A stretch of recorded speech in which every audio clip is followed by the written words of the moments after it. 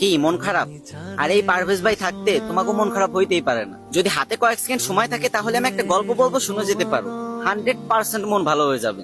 আর যদি না হয় তাহলে আনফলো করে দিও আমার, যাও। তো ঘটনাটা হয়েছে কি, ছেলে শ্বশুর বাড়ি যাবে, তো মাথা তার একটু ছিড়া মগা, তাই মা শিখাই দিচ্ছে, বাবা শ্বশুর বাড়ি যায় আগে শ্বশুর আব্বারে বলবি আব্বা কেমন আছেন, কারণ তোর শ্বশুর আব্বা অনেক অসুস্থ। উনি হয়তো তখন নিশ্চয়ই বলবে যে ভালো আছি, তখন তুই বলে উঠবি এটাই তো আমাদের কাম্য।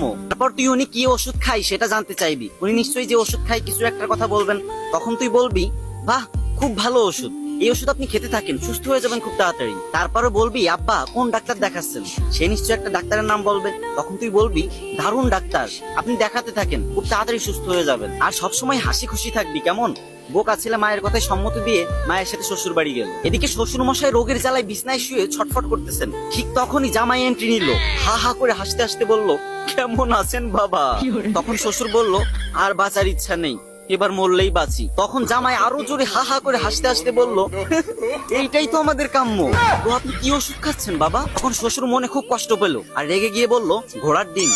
তখন জামাই আরো হো হো করে হাসতে লাগলো আর বলতে লাগলো বাহ বাহ খুব ভালো ওষুধ বাবা, এই ওষুধ আপনি খেতে থাকেন, আপনি খুব তাড়াতাড়ি সুস্থ হয়ে যাবেন।